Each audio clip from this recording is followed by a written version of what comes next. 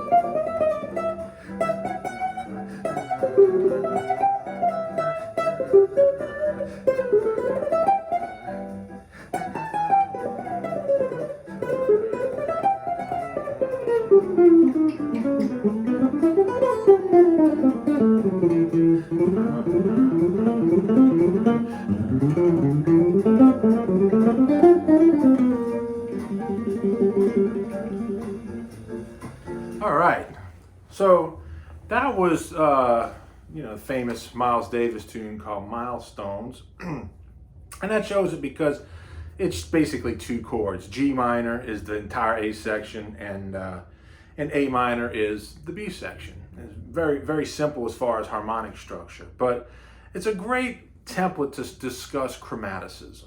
And this is something I just love to do. I love to fill my lines with a lot of chromaticism, and I think it's something that I noticed a lot of guys struggle with in the past. I hear players, especially maybe intermediate level jazz guitars, they play the right scale, but the scale has nothing in it. It's just a scale, and so the scale is basically a framework in which we build the chromaticism. And so, for instance, let's just, for instance, talk about the G Dorian. That's what we're going to play over the G minor 7. So let's stick with that form, we need to learn the 5 finger patterns of the major scale, but let's just start with this for now. Okay, so that's, I hear a lot of players, maybe especially younger players, they're playing more off of the scale tones, and they're not using, it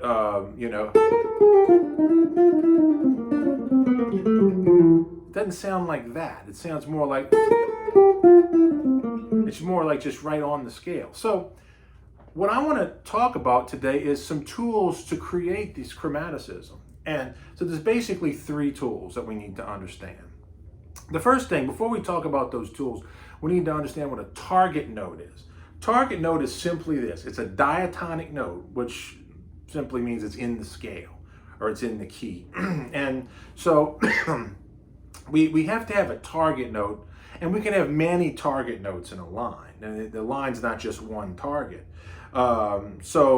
Let's say, for instance, our target note is I don't know. Let's just say it's B flat, maybe here. Okay, so that's the flat third. Okay, so that's going to become where we're going. That's our target of how we're going to create our chromaticism. Will be that note.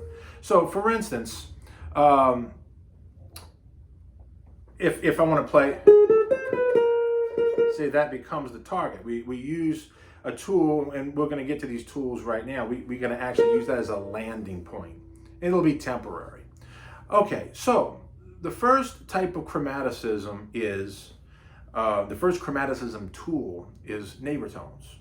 Simply, these are notes that reside 1/2 step down or 1/2 step above a targeted note, and they precede the target. So for instance, we're back in this G minor. Let's say we want to target just those notes. Okay, we can make a beautiful line out of that by just creating a lower neighbor or an upper neighbor. Let's do lower neighbor. So we can go, hey, that starting to sound a little bit more like maybe what a bebop player would play. Or I might go, maybe do some back, double back. So that's using neighbor tones. That's lower neighbor, upper neighbor. For instance, the Pink Panthers a tune based off of neighbors. We're gonna upper neighbor to the 5th. That's using neighbors. We can neighbor an arpeggio, take an entire arpeggio, or maybe let's just say we have that F again. I'm sorry, we have that B flat again. So that we can come from below, or we can come from above. So you can create a line by simply, or we can mix it up.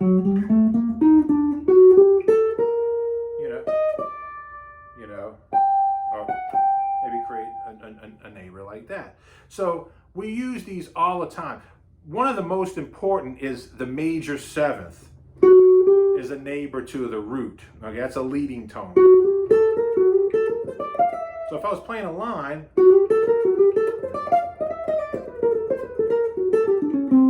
that's got some other things in it, but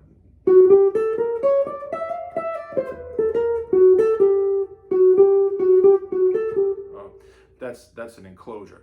So the second type of tool is an enclosure. Second type of chromaticism is an enclosure. We have a couple of different types of enclosures. There's chromatic enclosures, which basically means that you play the upper and the lower neighbor. They're going to precede the target. So we back to that B flat, or quite simple. Now we can do the whole arpeggio.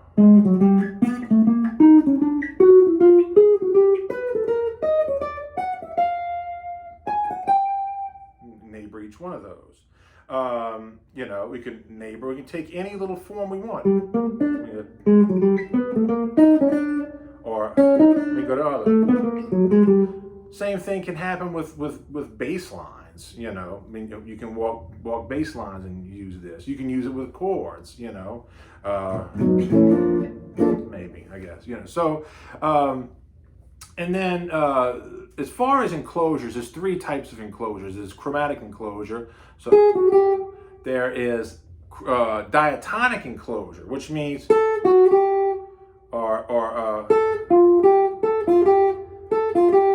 now I like the sound of that major 7 leading in there, so I would probably definitely So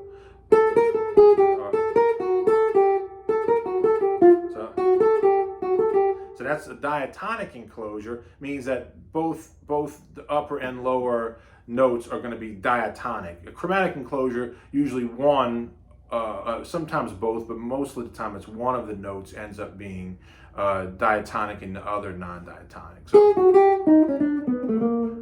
you know, so we can do something like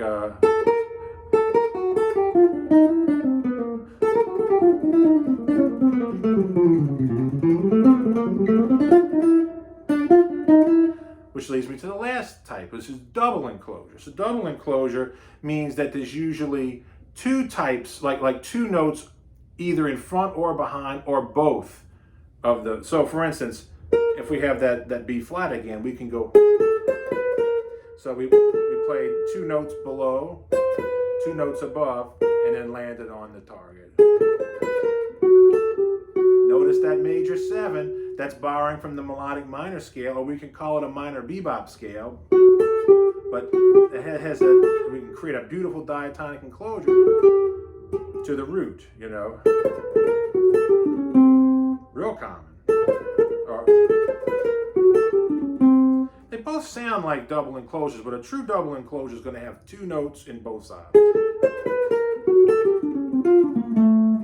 So some nice. Now this is as far as, you know, some Ted's tidbits or Ted's tricks. Here'll be some nice lines that use this. That's a nice line. Maybe something like. It's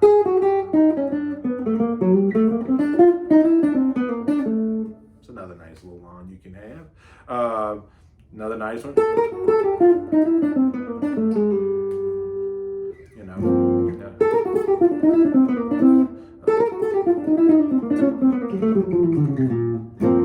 So those kind of lines, you know, kind of really adds some thickness to your line. The third type of chromaticism, and we're going to finish up with this one, will be the passing tone. Now this is my favorite.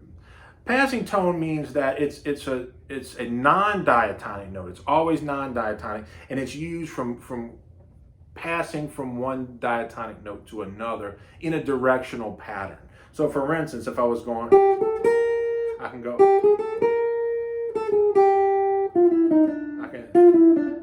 that's coming down the scale, that's adding the passing tone. And you can, look, I feel all kind of stuff with this. Like if I'm playing this, I call it the secret scale, but it's just basically this. Watch. You know, just fill it up in between the points of the diatonic notes that work. So if I'm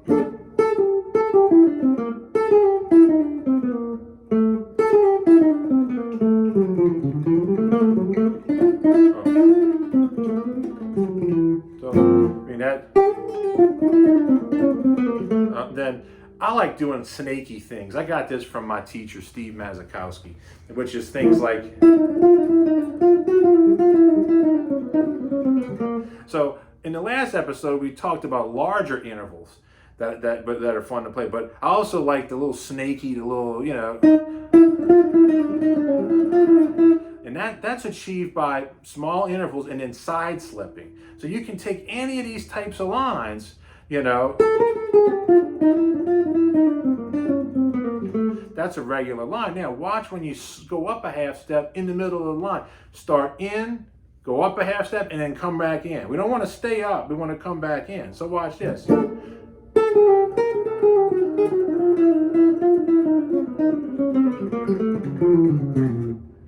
of cool.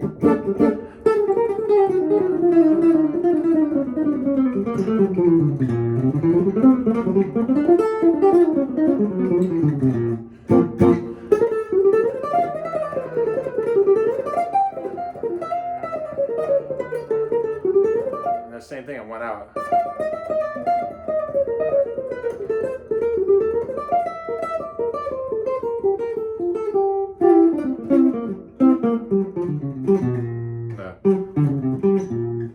So, something for you to play with. So that's kind of what I wanted to introduce today, because if you can have lines that are full of chromaticism, then the other concepts will start coming in and how to use them over changes. But what I like to introduce this to my students on something very simple, harmonically, so we can strictly discuss how to get these types of sounds into your lines. It's something that a lot of jazz guitarists use, and it's something that really is important to me for when I'm listening. I want to hear a lot of chromaticism. And I find it's something that's become lost lately in a lot of players. A lot of players don't use enough of it. Those notes are there and they're beautiful, those colors. Speaking of colors, this painting behind me by my friend Barry Thomas, who does beautiful paintings, great impressionist painter, one of my dear friends. And speaking of colors, look at this. This is a beautiful guitar. The color, I mean, you could almost drink it. Was made by a dear friend of mine named Chris Mirabella out of Long Island. He builds beautiful guitars, and I'm really fortunate to have this one. I love the way it sounds, and it has, she's just done a really incredible job on this instrument. And the tone's real buttery, you know, so.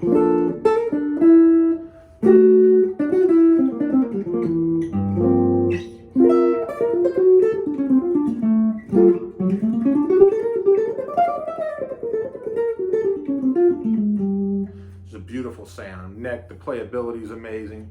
And I talked more about this on an earlier video I did called "These Are a Few of My Favorite Guitars." But you know, we have to keep these luthiers alive. So anybody that's wanting a guitar, check out Chris Mirabella's stuff. And I'll be playing different guitars for different episodes. Now, as I had promised, every episode is going to have some gear talk. Last time we talked about the picks, we talked a little bit about strings, and this week I'm going to talk a little bit. I have gotten in. I've gotten in for a. I'm doing a kind of a review on this guitar, and it came in, and I figured this would be a great opportunity to show this instrument. I haven't. In fact, it just came in. I haven't really even had a chance to play it. But this is something, this is called the Cummins GCS 16. And this is an excellent instrument for especially a student that's wanting to get into jazz guitar. This guitar really, it won't break the bank. It's just under, well, it's just right around, just under 2,200, I believe. And what's really nice about this is that, you know, Bill's instruments his handmade instruments cost like $10,000. And this particular instrument is only $2,000. It's $21.99. And so what he did is he's getting the majority of the guitar made overseas, but he has actually done a lot of work in his shop. For instance, tailpiece, it's built in made in his shop, and the pick guard, some of the bridge, some of the all the adjustments. as far as the fretwork is all done in his shop. So you get sort of a somewhere in the middle between a boutique guitar and a factory production guitar.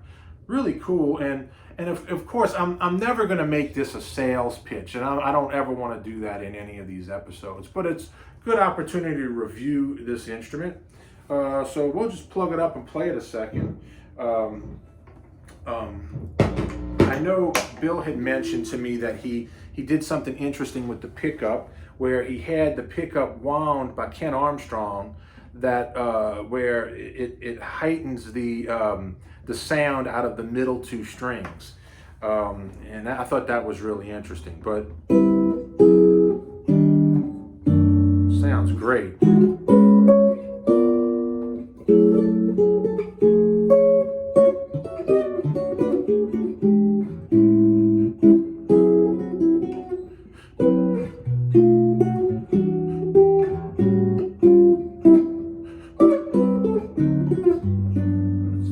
Really nice, beautiful for fingerstyle.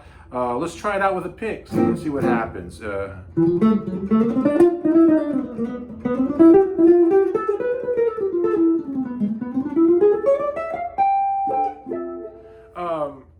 It really sings. I think that this would be a great instrument for a professional player that's looking to go on the road, maybe doesn't want to take their $20,000 high-end arch top with them and want something that's really durable, because it is a plywood instrument, but it has the feel. It feels more like a handmade guitar. So as far as my review of this instrument, and I've done several reviews of this guitar, of this particular make, I give it 2 thumbs up, definitely. You can't beat it for the cost, especially like for a student going to music school. You know, you pick you up one of these and you're set. You don't need another guitar for a long time. So Cummins GCS 16, they make it in a 1 and 2 pickup, and it's a really solid instrument. So that's all I can say. So I hope you guys enjoyed, and please let's get some subscribers, and feel free to share. And if you have any questions, please ask. And till next time, everyone be safe and healthy, and happy picking. Thanks so much.